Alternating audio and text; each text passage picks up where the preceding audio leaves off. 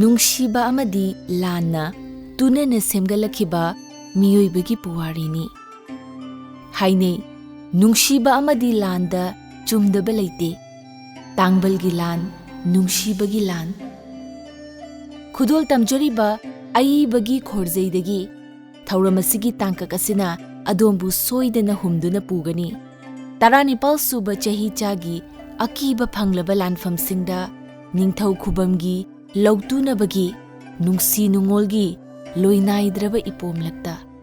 ꯀꯪꯂꯩꯄꯥꯛꯀꯤ ꯃꯇꯤꯛ ꯂꯩꯔꯕ ꯅꯤꯡꯊꯧ ꯈꯨꯕꯝꯒꯤꯗꯃꯛ ꯑꯉꯛꯄ ꯑꯆꯧꯕ ꯑꯔꯣꯟꯕ ꯂꯥꯟꯐꯝ ꯀꯌꯥꯅꯤ ꯁꯣꯛꯅꯈꯤꯕ꯫ ꯅꯤꯡꯊꯧ ꯀꯣꯜꯒꯤ ꯂꯣꯏꯅꯥꯏꯗ꯭ꯔꯕ ꯋꯥꯔꯤ ꯀꯌꯥꯅꯤ ꯅꯨꯡꯁꯤꯕꯒꯤ, ꯀꯥꯏꯅꯕꯒꯤ, ꯑꯄꯥꯝꯕꯒꯤ, ꯂꯧꯅꯝꯕꯒꯤ꯫ ꯑꯀꯥꯎꯕꯒꯤ ꯂꯩꯔꯣꯜ ꯆꯟꯈ꯭ꯔꯕ ꯑꯃꯗꯤ ꯅꯤꯡꯁꯤꯡꯅꯈꯤꯗ꯭ꯔꯕ, ꯂꯣꯠꯁꯤꯟꯗꯨꯅ ꯊꯝꯈ꯭ꯔꯕ ꯋꯥꯔꯤ ꯀꯌꯥꯅꯤ ꯂꯣꯏꯅꯥꯏꯗ꯭ꯔꯕ꯫ ꯄꯨꯝꯅꯃꯛꯁꯤ ꯑꯃꯃꯝꯇ ꯆꯤꯡꯊꯣꯛꯇꯨꯅ ꯂꯤꯔꯤꯕ ꯅꯣꯚꯦꯜꯅꯤ ꯇꯥꯡꯕꯜ ꯂꯥꯟ꯫ ꯆꯥꯏꯅꯔꯤꯕ ꯊꯥꯡꯒꯤ ꯊꯥꯡꯈꯣꯜꯂꯛꯇ, ꯅꯤꯡꯊꯧ ꯁꯦꯝꯕꯒꯤ ꯂꯧꯇꯨꯅꯕ ꯄꯣꯔꯝꯂꯛꯇ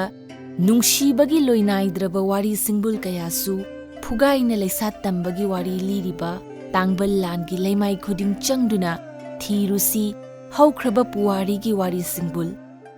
ꯇꯥꯎꯔꯨꯁꯤ ꯅꯨꯡꯁꯤꯕꯒꯤ ꯂꯣꯏꯅꯥꯏꯗ꯭ꯔꯕ ꯏꯄꯥꯛꯇ, ꯂꯨꯞꯂꯨꯁꯤ 19 ꯁꯨꯕ ꯆꯍꯤꯆꯥꯒꯤ ꯀꯪꯂꯩꯄꯥꯛꯀꯤ ꯆꯠꯅ ꯂꯣꯟꯆꯠꯀꯤ ꯂꯝꯃꯤꯠ ꯇꯨꯃꯤꯠꯀꯤ ꯂꯣꯏꯅꯥꯏꯗ꯭ꯔꯕ ꯋꯥꯔꯤ ꯁꯤꯡꯕꯨꯜꯂꯛꯇ꯫ ꯈꯨꯗꯣꯜ ꯇꯝꯖꯔꯤ ꯍꯧꯈ꯭ꯔꯕ ꯄꯨꯋꯥꯔꯤꯅ ꯑꯍꯤꯡꯕ ꯑꯣꯏꯅ ꯑꯗꯣꯝꯒꯤ ꯃꯥꯡꯗ ꯂꯦꯞꯇꯨꯅ ꯋꯥꯔꯤ ꯂꯤꯔꯤꯕ B.M. ꯃꯩꯁꯅꯥꯝꯕꯒꯤ ꯅꯣꯚꯦꯜ ꯇꯥꯡꯕꯜ ꯂꯥꯟ꯫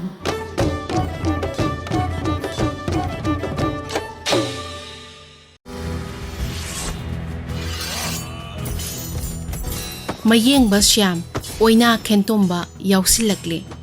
ꯂꯥꯟ ꯑꯃꯨꯛ ꯍꯧꯒꯠꯂꯛꯂꯦ꯫ ꯂꯝꯕꯥ ꯂꯝꯕꯥ ꯃꯄꯥ ꯃꯄꯥ ꯌꯥꯅꯔꯦ꯫ ꯇꯔꯪ ꯂꯥꯟꯃꯤꯁꯤꯡ ꯈꯨꯠꯂꯥꯏ ꯊꯥꯗꯣꯛꯑꯣ, ꯅꯠꯇ꯭ꯔꯕꯗꯤ ꯅꯣꯡꯃꯩꯅ ꯀꯞꯈꯥꯏꯗꯨꯅ ꯇꯨꯝꯅ ꯍꯥꯠꯀꯅꯤ꯫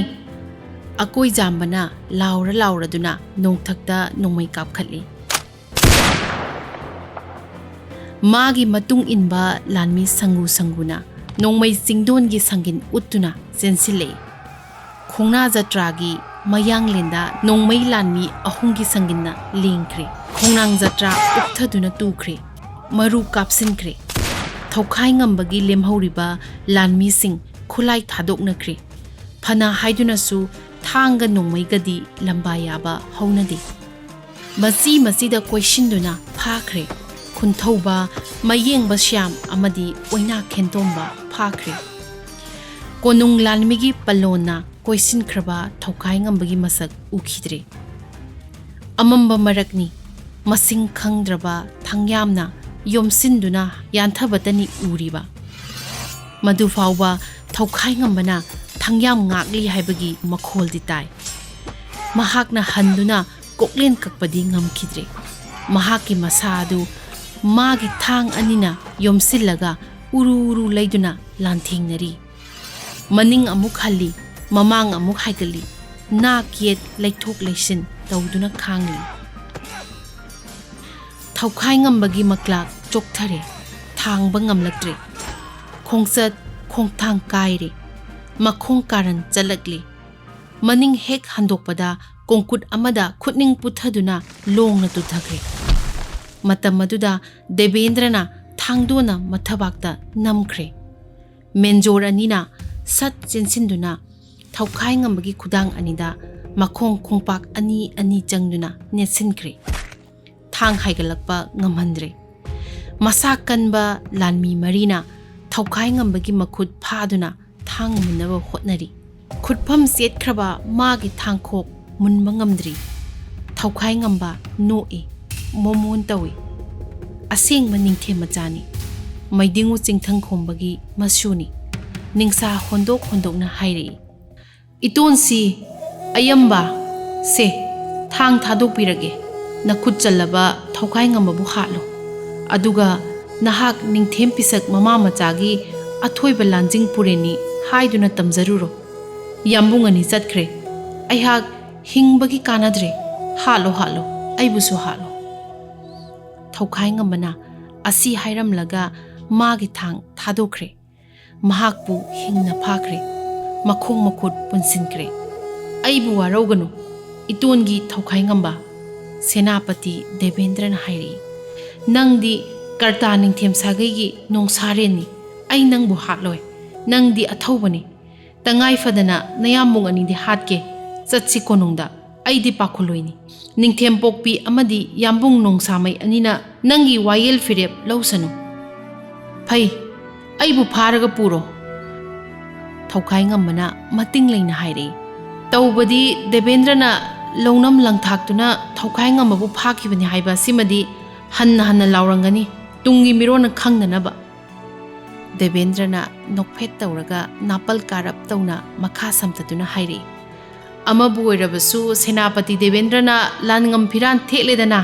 हौजिक्ति नरसिंहा देवेंद्र मचिन मनाउगी मतम लागलबनी नतिक नपा नतना निंगथौसें खोदना अखोइना निंथेम पिसकी तांगबल ngakli अखोइना मुनगे हाइरबदी मिकुप अमतंगी वानी अदुबु देवेंद्र मखा ताखिद्रे मीना सीबना चिंदा हाइबदो निंगसिंगली मागी अकोनबा वाहै सोइख्रे हाइबा खंगजरकले थोइदोकना खुंबोंग मेंजोर ताहनिंगदे अदुबु कैदौबै तोनसे संबलना हवाई मतोन चाथोके हाइबको देवेंद्रना हैसिंगना खुमी देवेंद्र आइदी अमगिसु संबल अदुम ओइखिगनी नुंगाइदा आइतोनसे थौखाइंगंबना मोमोन तौना सोनजे मपुकनिंगददी असुमना खंजे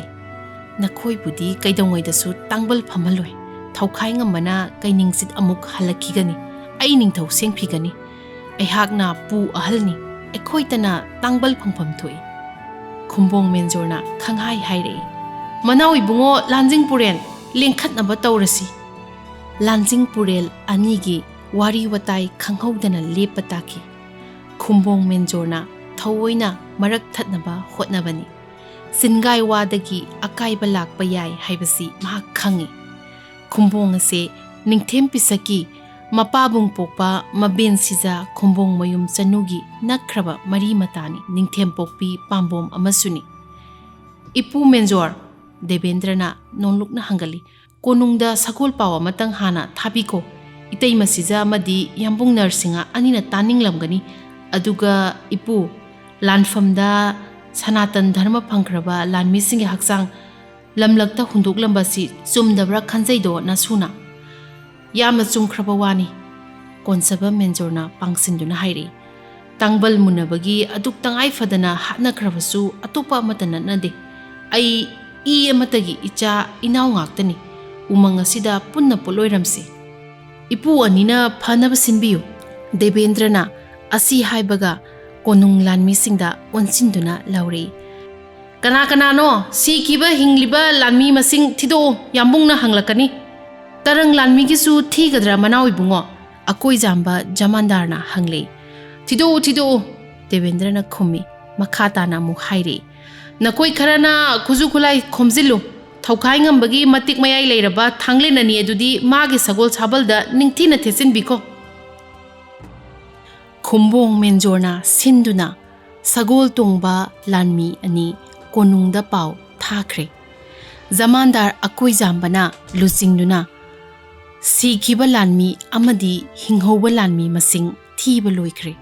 पुलपना पैसिलगा मै थानबसु सेम साख्रे सनाहल तरंगखोंबा अमदी सना के क्रूताबा अनिगिदी तोंगानबा मैफम सेमदुना इकाई खुमनबा उतखी मई चुरमदाइदा देवेंद्रना थौखाइंगंबा येंगलगा हाइरेई थौखाइंगंबा नयाम्बुंग अनिगी संदुक असि नहाकना मई चुरु लाउदना तांगबल मुनबगी लानफमना तोंगानबा लिचतनी इमुंग मनुंग अमदी सागै नातगी ओइबा वाफमना अमनी निंगथेम सिंगना अमगा अमगा येकनबा ओइरबसु हौना लोनचत अमदी थौगलोन ngakni मपा मचा हाना खुरुमनबगा चाइनाखिबसु लै मसीमदी तमजनिंगाइनी चाइनाबा लोइरगा नुंगसिना कोनदुना नोकमिन्नबसु ngami तांगबल नत्रगा पोसक अमा मुन्नबदी माइथीरबदुना कथोकपा थादोकपगी लेमनबसु लै अदुंगै चौरजित मारजित मचिन मनाव अनि ꯌꯥꯟꯊꯅꯕ ꯂꯣꯏꯔꯒ ꯀꯣꯟꯅꯗꯨꯅ ꯀꯞꯃꯤꯟꯅꯈꯤꯕ ꯂꯩ꯫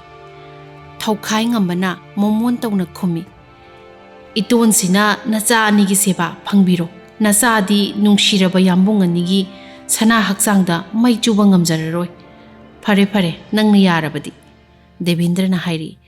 ꯑꯩꯍꯥꯛ ꯊꯧꯒꯜ ꯐꯪꯖꯔꯒꯦ꯫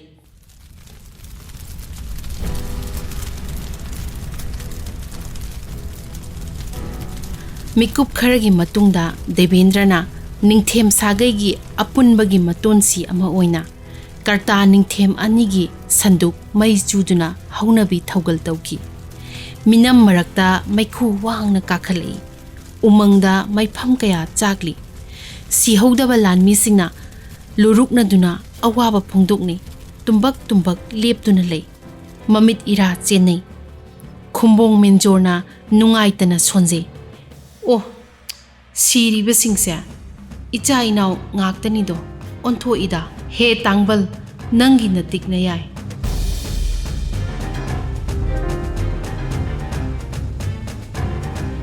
ꯂꯥꯟ ꯂꯣꯏꯈ꯭ꯔꯦ꯫ ꯅꯤꯡꯊꯦꯝ ꯄꯤꯁꯛꯀꯤ ꯃꯊꯛꯇ ꯍꯧꯈꯤꯕ ꯑꯍꯥꯟꯕ ꯇꯥꯡꯕꯜ ꯂꯥꯟ, ꯁꯅꯥꯍꯜ ꯇꯔꯪ ꯈꯣꯝꯕꯒꯤ ꯇꯥꯡꯕꯜ ꯂꯥꯟ ꯑꯁꯨꯝꯅ ꯂꯣꯏꯈꯤ꯫ ꯏꯒꯤ ꯏꯆꯦꯜꯅ ꯃꯥꯛꯂꯪ ꯇꯨꯔꯦꯜ ꯇꯝꯅ ꯈꯣꯡꯂꯝ ꯃꯆꯥ ꯑꯃ ꯆꯦꯟꯊꯈꯤ꯫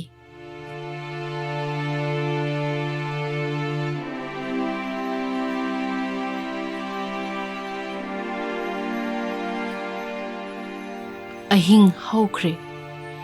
ꯁꯖꯤꯕꯨ ꯊꯥꯒꯤ ꯅꯤꯅꯤ ꯄꯥꯟꯕ ꯏꯔꯥꯏ ꯅꯨꯃꯤꯠ ꯂꯥꯛꯂꯦ꯫ ꯂꯥꯟꯉꯝ ꯐꯤꯔꯥꯟ ꯊꯦꯠꯂꯕ ꯃꯅꯥꯎ ꯏꯕꯨꯡꯉꯣ ꯂꯥꯟꯖꯤꯡ ꯄꯨꯔꯦꯟ ꯗꯦꯕꯦꯟꯗ꯭ꯔ ꯃꯥꯛꯂꯪꯗꯒꯤ ꯍꯥꯏꯒꯠꯂꯛꯂꯦ꯫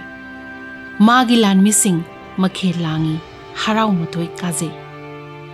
ꯂꯥꯟꯐꯥ ꯑꯣꯏꯔꯕ ꯊꯧꯈꯥꯏ ꯉꯝꯕꯕꯨ ꯃꯃꯥꯡ ꯊꯥꯅ ꯃꯥꯒꯤ ꯅꯣꯡꯂꯩ ꯁꯒꯣꯜ ꯃꯊꯛꯇ ꯇꯣꯡꯍꯜꯂꯤ꯫ ꯅꯤꯡꯊꯧ ꯁꯦꯝꯕ ꯌꯦꯛꯅꯕ ꯑꯣꯏꯔꯕꯁꯨ ꯅꯤꯡꯊꯧ ꯃꯆꯥ ꯑꯃ ꯑꯣꯏꯕꯒꯤ ꯏꯀꯥꯏ ꯈꯨꯝꯅꯕꯗꯤ ꯗꯦꯕꯦꯟꯗ꯭ꯔꯅ ꯎꯠꯂꯤ꯫ ꯅꯥꯛ ꯌꯦꯠꯇ ꯊꯧꯒꯜ ꯅꯥꯏ ꯅꯠꯇ꯭ꯔꯕꯁꯨ ꯂꯥꯟꯃꯤ ꯀꯌꯥꯅ ꯉꯥꯛ ꯁꯦꯜꯂꯤ꯫ ꯆꯞꯇꯨꯅ ꯄꯨꯔꯤ ꯍꯥꯏꯕ ꯌꯥꯏ꯫ ꯃꯄꯨꯒꯤ ꯈꯨꯗꯝ ꯁꯥꯃꯤꯟ ꯃꯃꯨꯠ ꯇꯥꯅ ꯈꯪꯂꯕ ꯅꯣꯡꯂꯩꯅ ꯈꯪꯍꯧꯗꯅ ꯅꯨꯡꯁꯤꯠ ꯃꯃꯥꯡ ꯊꯥꯗꯨꯅ ꯆꯦꯟꯈꯤꯒꯗ꯭ꯔꯥ ꯍꯥꯏꯕꯒꯤ ꯆꯤꯡꯅꯕ ꯂꯩ꯫ ꯃꯁꯤ ꯗꯦꯕꯦꯟꯗ꯭ꯔꯅ ꯈꯪꯏ, ꯑꯗꯨꯕꯨ ꯊꯧꯈꯥꯏ ꯉꯝꯕ ꯆꯦꯟꯈꯤꯒꯦ ꯍꯥꯏꯅ ꯈꯟꯗꯦ꯫ ꯌꯥꯡꯅ ꯆꯦꯟꯕꯁꯨ ꯉꯝꯒꯗꯕ ꯃꯥꯟꯗꯦ꯫ ꯃꯈꯨꯠ ꯑꯅꯤ ꯇꯨꯡꯕꯨꯟꯅꯩ, ꯃꯈꯣꯡ ꯑꯅꯤꯗꯤ ꯊꯥꯗꯣꯛꯏ꯫ ꯃꯌꯥꯅ ꯁꯒꯣꯜ ꯆꯨꯞꯂꯤ ꯆꯤꯛꯂꯒ ꯃꯥꯒꯤ ꯅꯣꯡꯂꯩ ꯊꯧꯍꯜꯂꯤ꯫ ꯃꯄꯨ ꯅꯤꯡꯈ꯭ꯔꯕ ꯁꯒꯣꯜ ꯅꯣꯡꯂꯩ ꯃꯃꯤꯠ ꯏꯔꯥ ꯆꯦꯟꯅ ꯆꯦꯟꯅ ꯇꯞꯂꯤ ꯇꯞꯂꯤ ꯆꯦꯟꯖꯩ, ꯃꯕꯨꯡꯉꯣ ꯅꯥꯟꯊꯍꯧꯒꯗ꯭ꯔꯥ ꯍꯥꯏꯕꯒꯤ ꯃꯤꯄꯥꯏꯖꯩ꯫ ꯊꯧꯈꯥꯏ ꯉꯝꯕꯒꯤ ꯃꯇꯨꯡꯗ ꯂꯟꯐꯥ ꯑꯣꯏꯔꯕ ꯃꯥꯒꯤ ꯂꯥꯟꯃꯤꯁꯤꯡ ꯅꯥꯛ ꯌꯦꯠ ꯆꯞꯇꯨꯅ ꯄꯨꯈꯠꯂꯛꯂꯤ꯫ ꯈꯔꯅ ꯁꯒꯣꯜ ꯇꯣꯡꯏ, ꯃꯈꯣꯏꯒꯤ ꯃꯈꯨꯠꯁꯨ ꯄꯨꯜꯂꯤ ꯃꯥꯡꯑꯣꯏꯅꯅ꯫ ꯆꯨꯞꯂꯤ ꯑꯗꯨ ꯅꯤꯡꯊꯤꯅ ꯄꯥꯏꯕꯗꯤ ꯌꯥꯏ, ꯑꯣꯟꯊꯔꯛꯀꯅꯤ ꯍꯥꯏꯕꯒꯤ ꯆꯤꯡꯅꯅꯤꯡꯉꯥꯏ ꯂꯩꯇꯦ꯫ ꯑꯇꯩꯗꯤ ꯈꯣꯡꯅ ꯆꯠꯍꯜꯂꯤ, ꯃꯈꯨꯠꯇꯤ ꯇꯨꯡꯃꯨꯟꯅꯩ, ꯃꯈꯣꯏ ꯂꯣꯏꯅ ꯃꯔꯨ ꯂꯨꯏ꯫ ꯂꯟꯐꯥꯁꯤꯡꯒꯤ ꯃꯇꯨꯡꯗ ꯗꯦꯕꯦꯟꯗ꯭ꯔꯅ ꯃꯥꯏꯊꯣꯡ ꯃꯀꯥ ꯂꯥꯝꯅ ꯁꯒꯣꯜ ꯃꯊꯛꯇ ꯅꯣꯝꯍꯧ ꯅꯣꯝꯍꯧ ꯉꯥꯟꯊꯣꯏꯔꯤ꯫ ꯅꯥꯛ ꯌꯦꯠꯇ ꯃꯦꯟꯖꯣꯔ ꯑꯅꯤꯅ ꯊꯧꯒꯜ ꯇꯧꯗꯨꯅ ꯆꯠꯂꯤ꯫ ꯃꯇꯨꯡꯗ ꯖꯃꯥꯟꯗꯥꯔ ꯑꯀꯣꯏꯖꯥꯝꯕꯅ ꯁꯒꯣꯜ ꯃꯊꯛꯇ ꯇꯣꯡꯂꯒ ꯅꯤꯡꯊꯦꯝ ꯂꯩꯕꯥꯛꯀꯤ ꯈꯨꯗꯝ ꯎꯠꯄ ꯐꯤꯔꯥꯟ ꯑꯃ ꯄꯨꯗꯨꯅ ꯆꯠꯂꯤ꯫ ꯃꯥꯒꯤ ꯃꯇꯨꯡꯗ ꯑꯇꯩ ꯁꯒꯣꯜ ꯂꯥꯟꯃꯤ ꯈꯣꯡ ꯂꯥꯟꯃꯤꯁꯤꯡ ꯏꯜꯂꯛꯏ꯫ ꯂꯝꯕꯤꯗ ꯂꯩꯕꯥꯛꯀꯤ ꯃꯤꯆꯝꯁꯤꯡꯅ ꯌꯦꯡꯗꯨꯅ ꯂꯩꯔꯤ꯫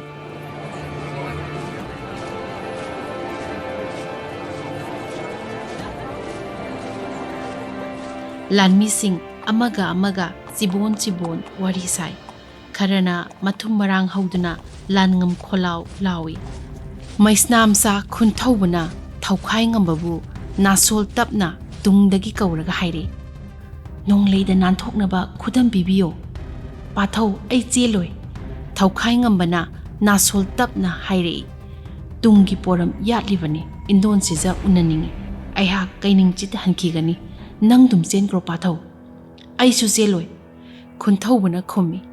ꯑꯩꯁꯨ ꯂꯨꯋꯥꯡꯆꯥꯅꯤ꯫ ꯄꯥꯊꯧ, ꯋꯥꯔꯧꯒꯅꯨ꯫ ꯊꯧꯈꯥꯏ ꯉꯝꯕꯅ ꯇꯨꯃꯤꯟꯅ ꯍꯥꯏꯔꯛꯏ, ꯑꯩꯈꯣꯏ ꯏꯆꯤꯟ ꯏꯅꯥꯎ ꯑꯍꯨꯝꯅ ꯅꯈꯣꯏꯕꯨ ꯌꯥꯝꯅ ꯋꯥꯍꯟꯈ꯭ꯔꯦꯀꯣ, ꯃꯇꯝ ꯑꯃꯗ ꯂꯃꯟ ꯁꯤꯡꯒꯦꯀꯣ꯫ Pathau Khunthauꯕꯅ khummi